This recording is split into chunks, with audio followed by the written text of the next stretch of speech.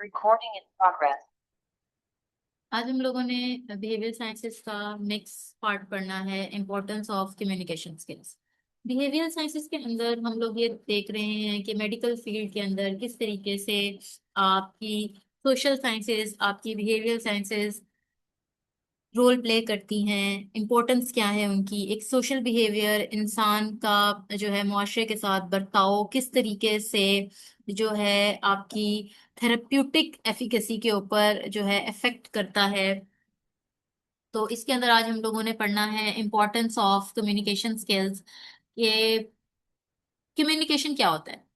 सबसे पहले हम देखते हैं कि व्हाट इज कम्युनिकेशन। तो कम्युनिकेशन क्या होता है। कम्युनिकेशन अगर हम आम अल्फाज में बात करते हैं कि कोई ना कोई इंफॉर्मेशन या कोई ना कोई मालूमात जब आप किसी तक कन्वे करते हो, किसी तक किसी और शख्स तक पहुंचाने को कम्युनिकेशन कहते हैं। जैसे मैंने अपनी कोई बात किसी तक पहुंचानी है, किसी को कुछ बताना है, तो अपनी कोई इंफॉर्मेशन एक्सचेंज करनी है, किसी को कुछ बताना है या फिर किसी को सिग्नल देनी है, कुछ अल्फाज का इस्तेमाल करना है या बोल के बताना है, किसी जेस्चर से बताना है, बॉडी पार्ट को मूव करके बताना है या लिख के बताना है, किसी भी तरीके से बस बताना है, अपनी मालूमात को ही कन्वे करनी है, तो वो कहलाता है कम्युनिकेशन। तो ये डेफिनेशन है। The word communication means the act और प्रोसेस ऑफ गिविंग और एक्सचेंजिंग इंफॉर्मेशन। कि ये एक वो अमल है जिसके जरिए हम मालूमात या इंफॉर्मेशन को, ये वो तरीकेकार है या वो अमल है जिसमें हम मालूमात को जो है देते हैं या प्रोसेस करते हैं, सिग्नल देकर, पैगाम देकर, बोलकर या इशारे कर कर या लिख कर।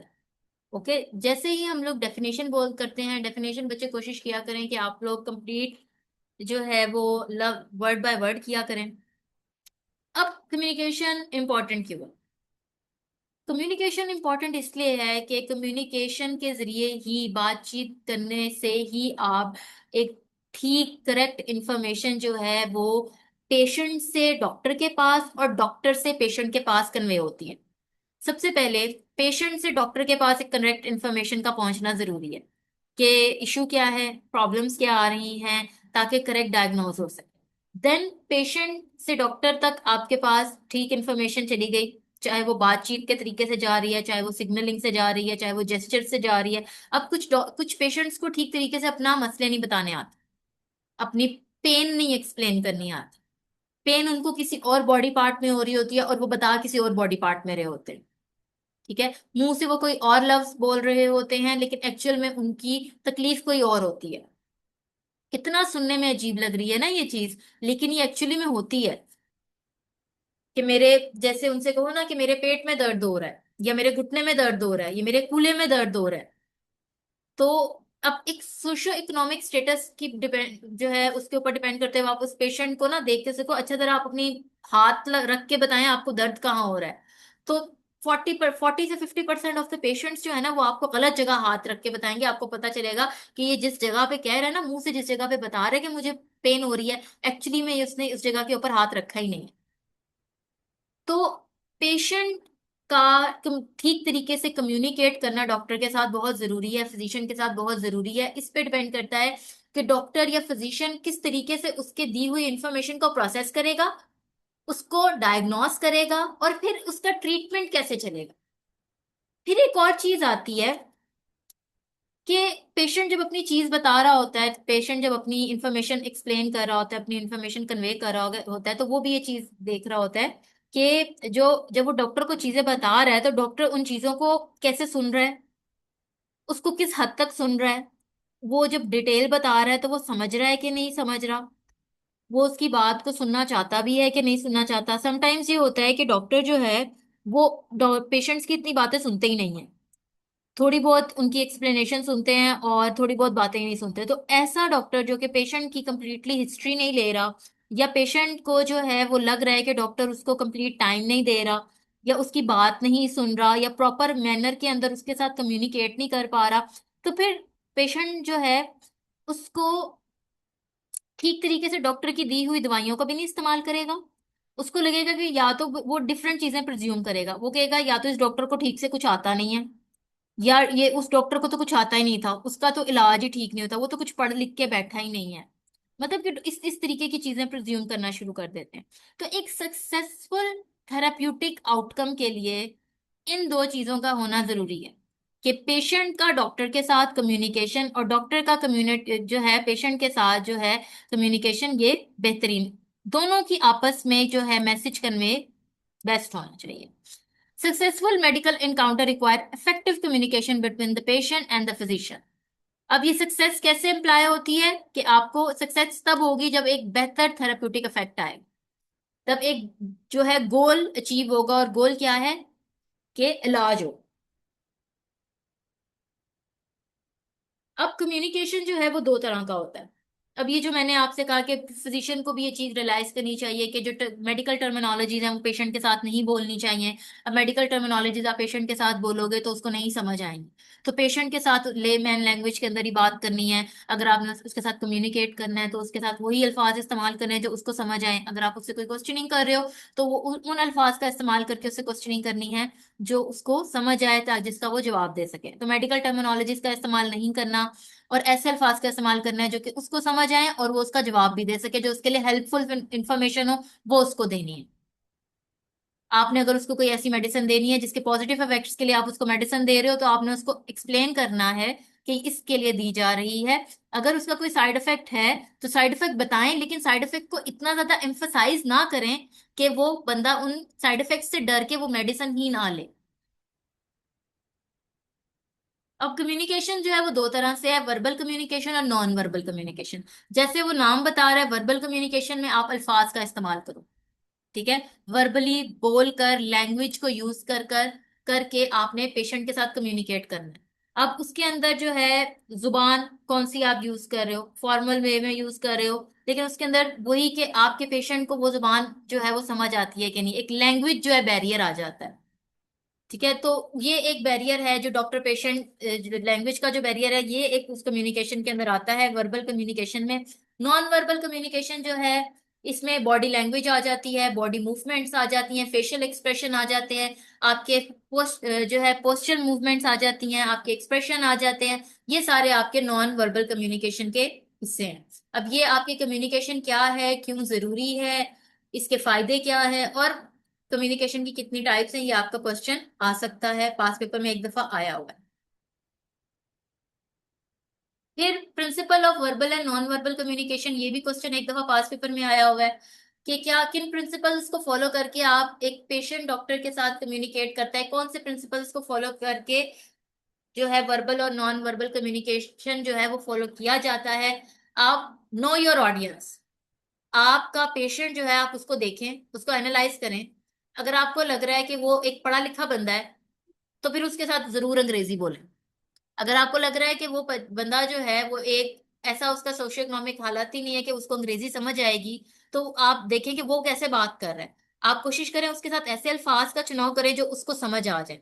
नो योर पर्पस, आप देखें आपका क्या पर्पस है, आपने उसका इलाज करना है। आप उससे जब मेडिकल हिस्ट्री लेंगे, आप उससे पूछें कि वो किस लिए आया, उसकी तकलीफ पूछे, उसकी बीमारी पूछे, उसका ठीक से डायग्नोसिस करें। आपका मेन मकसद क्या है, आपने उसको दवाई लिख के देनी है ताकि वो ठीक हो जाए, आपने उसका इलाज करना है।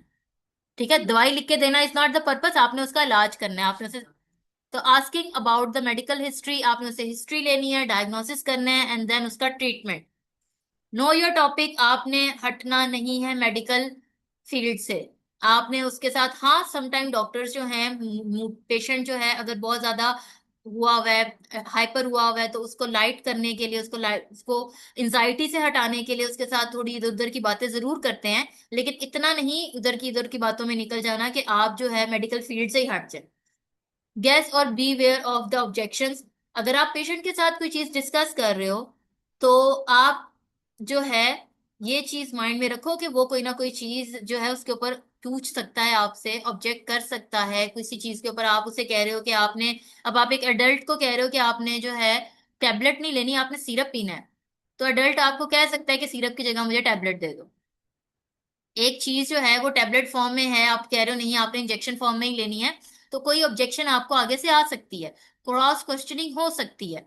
तो उसके ऊपर आपने जो है अग्रेसिव नहीं होना, आपके साथ जो है ऑब्जेक्शंस आ सकती हैं। कम्युनिकेशन जो है आपने एकदम से ढेर सारी इंफॉर्मेशन नहीं जो है कम्युनिकेट कर देनी, थोड़ा थोड़ा इन्फॉर्म करना है उनको चीजों का, आहिस्ता आहिस्ता उनको थोड़ा थोड़ा इन्फॉर्म करना है, कम्युनिकेशन करना है और प्रॉपर टाइम देना है। अगर आप उसको प्रॉपर टाइम नहीं दोगे तो आपको प्रॉपर थेरेप्यूटिक जो है आउटकम नहीं मिलेगी।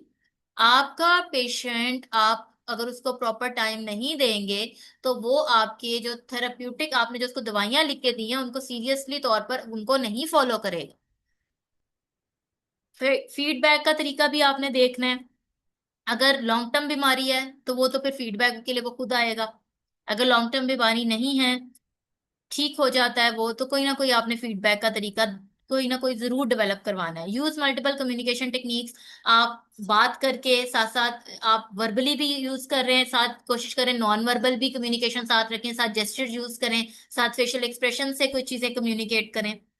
ये क्वेश्चन भी बेटा बहुत इंपॉर्टेंट है।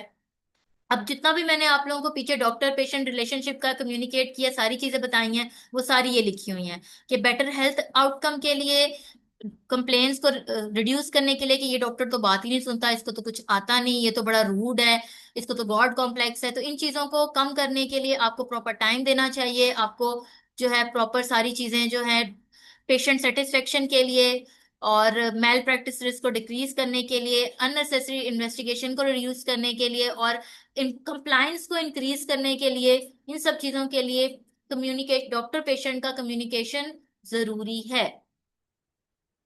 ये भी एक दफा बच्चे को पेपर में क्वेश्चन आया हुआ है। ये सारी चीजें जो है, ये मैंने जब आप लोगों को ये सारी चीजें एक्सप्लेन कर रही थी कि communication, why communication is important, तो ये वाला कवर भी मैंने आपका कर लिया था कि जब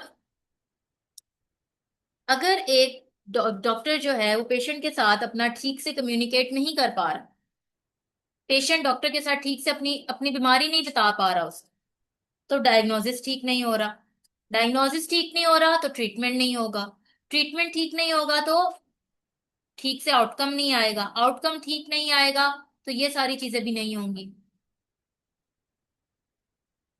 तो फिर इसमें के गलत दवाई है, गलत तहकीक है, बहुत सी वजूहात बन जाती हैं उस चीज।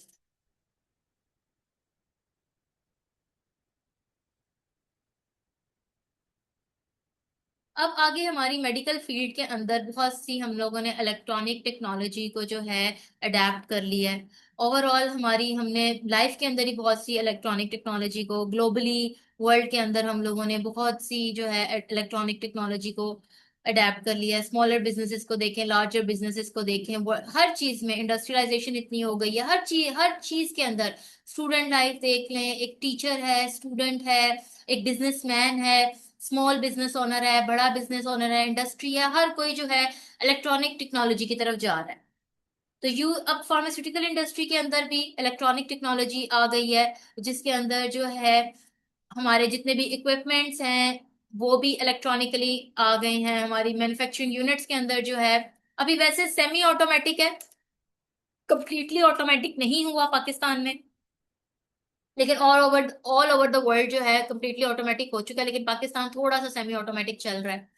तो इलेक्ट्रॉनिक टेक्नोलॉजी हमारी फार्मास्यूटिकल इंडस्ट्री में भी आ चुकी हुई है। और फार्मेसीज की भी बात करें तो बहुत से इलेक्ट्रॉनिक इंस्ट्रूमेंट्स आ चुके हैं, जैसे बीपी ऑपरेटर्स हो गया, उसके अलावा हमारी ईसीजी मशीन्स हो गई, ऊपर जो कंप्यूटर सॉफ्टवेयर हो गए, उसके अलावा बहुत से ऐसे ऑपरेटर्स हैं हमारे। आप अगर हॉस्पिटल सेटअप्स के अंदर देख लें तो जितनी भी मशीन्स आपकी ओटी में पड़ी हुई हैं, आपके आईसीयूज में पड़ी हुई हैं, यहाँ पे आपको ये ब्लड शुगर की मशीन नजर आ रही है, जितनी भी है इलेक्ट्रॉनिक टेक्नोलॉजीज हैं, ये सारी इन्होंने टेक ओवर कर लिया हुआ है आपकी हेल्थ के ऊपर। X-ray, MRI, CT scan, labs के अंदर जितने भी जो है मशीनें पड़ी हुई हैं, ये सारी की सारी इन्होंने टेक ओवर कर लिया हुआ है। अब ये बड़े लेवल पे भी और इंडिविजुअल लेवल के ऊपर भी, एक ह्यूमन जो है वो भी अपने इंडिविजुअल लेवल के ऊपर भी जो है, ये पेशेंट लेवल के ऊपर भी आपको हेल्प कर रही है। जैसे बीपी मशीन है, वो आप जो है, और इसके अलावा ये जो ब्लड प्रेशर की मशीन है, और उसके अलावा जो आपकी ब्लड शुगर की मशीन है, अब शुगर पेशेंट के पास अपनी शुगर डेली बेसिस के ऊपर चेक करने के लिए और अपना बीपी जो है वो चेक करने के लिए इंडिविजुअल लेवल के ऊपर ये आप लोगों के पास होनी चाहिए, जो पेशेंट है उसके पास।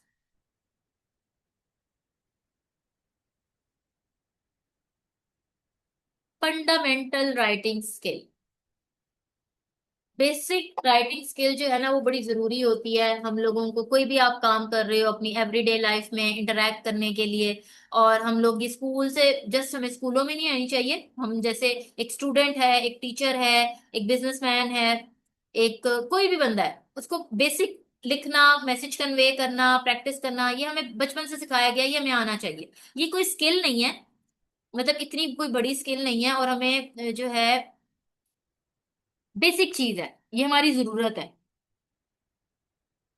अच्छा, skill you need to write. अब कौन सी चीजें हमें राइटिंग के लिए आनी चाहिए? हमें ग्रामर का पता होना चाहिए, हमें लैंग्वेज रूल्स का पता होना चाहिए, हमें वोकेबलरी का पता होना चाहिए, और हमने किस स्टाइल में लिखना है हमें उसका पता होना चाहिए। अब grammar and language rule deal with the order and structure of the language including accepted rules and guidelines for structuring sentences that convey ideas more effectively. अब ग्रामर और लैंग्वेज रूल्स तो हमें आना चाहिए कि इज द एंड किसके साथ लग रहा है, पास्ट टेंस क्या है, प्रेजेंट टेंस क्या है, फ्यूचर टेंस क्या है, वॉज किसके साथ लगेगा, हैव बीन किसके साथ लगेगा। ये तो हमने, ये आपका स्ट्रक्चर बनाएगा, आपकी लैंग्वेज बनाएगा कि किस तरीके से बेहतर तरीके से आप सेंटेंस बना सकते हो। अब there are different kinds of words in every sentence meaning each word has its own job to do. Verb होता है, नाउन होता है, हर किसी का अपना काम है इंग्लिश स्पीच में, ये बताया हुआ है। फिर आगे इन्होंने पंचुएशन मार्क्स का बताया हुआ है कि ये भी स्ट्रक्चर को इंडिकेट करते हैं, ऑर्गेनाइजेशन को इंडिकेट करते हैं। फिर वोकेबलरी का बताया हुआ है कि वोकेबलरी जो है वो भी शेप ऑफ जो है बनाती है, shape and feeling into language explain करती है। और उसके बाद बताइए कि एक पर्सन की वोकेबलरी जो है वो वक्त के साथ साथ एक्सपैंड करती है। और स्टाइल जो है राइटिंग का वो पर्सन टू पर्सन वेरी करता है, हर इंसान का डिफरेंट होता है। Basic steps to improve writing की अगर हम बात करें तो strong writing skills come from practice and determination. आप प्रैक्टिस करोगे तब आपकी राइटिंग स्किल्स अच्छी हो जाएगी। आप कोई भी अच्छी राइटिंग स्किल्स लेकर पैदा नहीं होता। आपकी राइटिंग स्किल्स तभी अच्छी होती हैं जब आप प्रैक्टिस करते हो। आपकी राइटिंग कब अच्छी होगी? जब आप बहुत अच्छी रीडिंग करोगे, बार बार रीडिंग करोगे, फिर बार बार राइटिंग करोगे, वेल डेवलप वॉइस, बहुत अच्छा बोलोगे, अच्छा लिखोगे, इंप्रूव करोगे अपनी राइटिंग स्किल्स, आप कंसल्ट करोगे बहुत अच्छी वर्क बुक्स को, और अपनी राइटिंग को पढ़ पढ़ के, लिख लिख के पॉलिश करोगे, और स्टाइल ऑफ राइटिंग नए नए अडेप्ट करोगे, तो आपकी जो है राइटिंग इंप्रूव होगी। और इम्पोर्टेंस की अगर बात करें तो क्या इम्पोर्टेंट है? अपने आइडियाज को जो आपके दिमाग में है उनको लिखना जो है ना, पर्सनल लेवल के ऊपर भी बड़ा जरूरी है, सोशल लेवल के ऊपर भी बड़ा जरूरी है, और प्रोफेशनल लेवल के ऊपर भी बड़ा जरूरी है। ये आपका कॉन्फिडेंस बिल्ड करता है, ये इस चीज को बढ़ाता है, इंकरेज करता है कि आप अपनी फीलिंग्स को एक्सप्रेस कर सको, आप अपने आइडियाज को एक्सप्रेस कर सको। ठीक है। और इस तरीके से it also enhances your ability to understand your own ideas. आपके दिमाग में कोई सोच आ रही है, अगर आप उसको एक्सप्लेन कर सको, अगर आप उसको लिख के एक्सप्लेन कर सको, उसको पॉलिश कर सको, तो ये आपकी अपनी पर्सनल ग्रूमिंग और अपनी प्रोफेशनल ग्रूमिंग के लिए बहुत पॉजिटिव इफेक्ट रख सकती है। इसके साथ बच्चों आप लोगों की बिहेवियर साइंसेस का टॉपिक खत्म हो गया है।